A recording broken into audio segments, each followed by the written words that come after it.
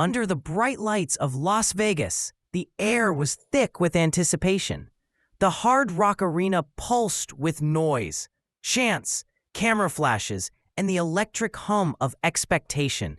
In one corner stood the undefeated sensation from the Dominican Republic, Victor Cayo, a slick, fast-handed fighter who carried the pride of his island nation. His movements were sharp, his confidence unshaken, a man who had never tasted defeat. Across from him stood a fighter cut from an entirely different cloth, Marcos El Chino Maidana, the rugged Argentine warrior, a man whose path was carved not through privilege, but through pain. He had grown up in the dusty streets of Santa Fe, one of 8 siblings, fighting not just opponents, but poverty itself.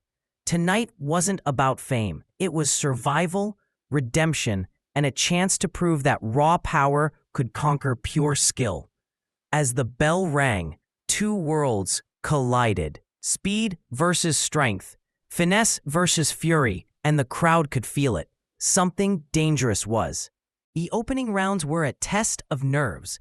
Cayo, light on his feet, danced in and out of range, tagging Maidana with quick jabs and flashy combinations. His style was unorthodox, unpredictable, hands low, body moving, eyes sharp. Maidana, on the other hand, stalked with menace. Each step forward carried intent, every punch thrown with bad intentions. The first round ended with both men studying, calculating, but it was clear Cayo's speed was winning the moment. In the second, that changed.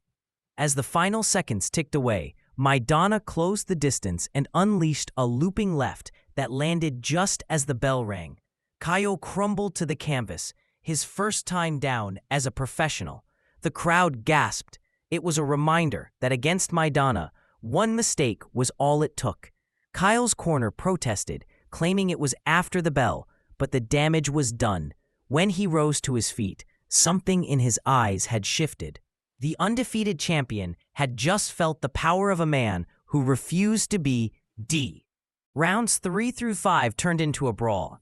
Maidana, smelling weakness, turned the pressure up. Every punch was wild, looping, and venomous. Cayo tried to respond, landing sharp counters, even managing to push Maidana back with quick hooks and body shots. But every exchange came at a price. Maidana's shots were heavy, thudding, breaking rhythm, and stealing breath. The Argentine fighter's relentless style began to take over. Each second in the ring became a war for space.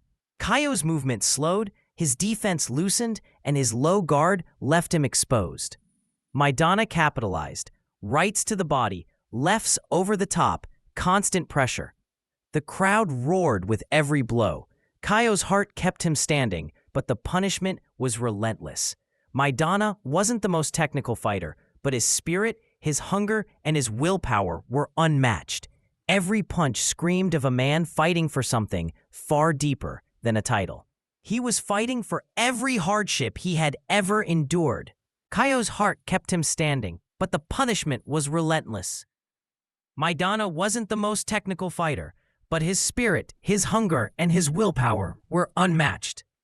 Every punch screamed of a man fighting for something far deeper than a title. He was fighting for every hardship he had ever endured. Sweat poured down both fighters' faces as blood began to streak across their gloves. Cayo's corner shouted instructions in desperation, begging him to move, to survive, to fight smart. But Maidana had dragged him into chaos, into his world, where only pain and power ruled. The Argentine kept coming forward, unbothered by counters, unshaken by fatigue. The sound of his punches echoed like cannon fire through the arena. Each thud was a declaration that Marcos Maidana would rather die fighting than take a single step back. The storm had arrived, and Victor Cayo was trapped in it.